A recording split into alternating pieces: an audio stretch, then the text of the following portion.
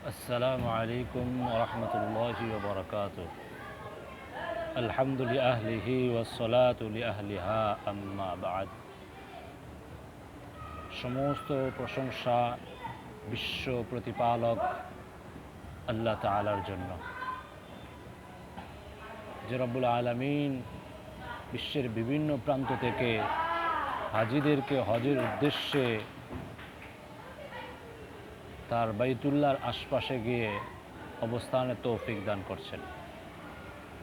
এখন যে বিষয়টি নিয়ে কথা বলবো তা হলো হজের ফরজ ও ওয়াজিব কয়টি এবং তা কী কী। পরিভাষায় হজ বলা হয় 5 দিনে 5টি স্থানে নির্ধারিত 9টি কাজ করাকে হজ বলা হয়। ওই 5টি দিন হলো জিলহজ মাসের 8, 9, 10, 11 ও 12তম দিন। আর ওই 5টি স্থান হলো মিনা, আরাফা, মুজদালিফা, জামারাত ও বাইতুল্লাহ। এখন যে ধারাবাহিকতায় হজের ফরজ ও ওয়াজিবগুলো আলোচনা করা হবে, এই ধারাবাহিকতায় এগুলো আদায় করতে হয়। সর্বপ্রথম হজের ফরজ নিয়ে কথা বলছি। হজের ফরজ হলো 3টি। 1 নম্বর ইহরাম বাঁধা। এটা নির্ধারিত যে স্থান মিকাত রয়েছে সেখান থেকে ইহরাম বাঁধতে হয় এবং 8 তারিখ ফজরের পরে মিনায় অবস্থান করে সেখান থেকে 9 তারিখ তথা আরাফার দিন ফজরের পরে আরাফার উদ্দেশ্যে গমন করতে হয় এবং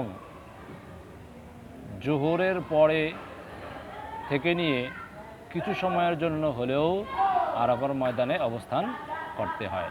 আরাফার ময়দানে অবস্থান করাটা হলো হজের 2য় ফরজ। 3য় ফরজ হলো বাইতুল্লাহর তাওয়াফ করা। আর হজের ওয়াজিব হলো 6টি। 1 নম্বর ওয়াজিব হলো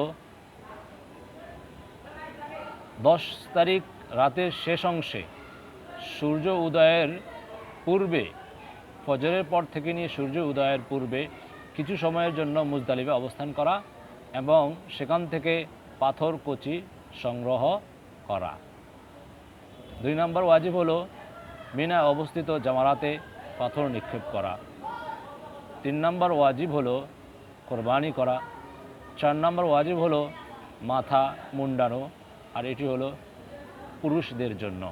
মহিলাদের জন্য মাথার চুল সামান্য পরিমাণে খাটো করা।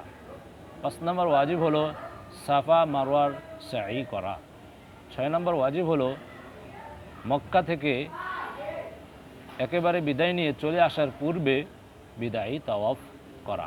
আল্লাহ পাক রব্বুল আলামিন আমাদেরকে যথাযথ নিয়ম অনুযায়ী যথাসম্ভব নিজের সর্বস্ব সাধনা ব্যয় করে হজের বিধানগুলো পালন করে মকবুল হজ আমাদেরকে নসিব করেন।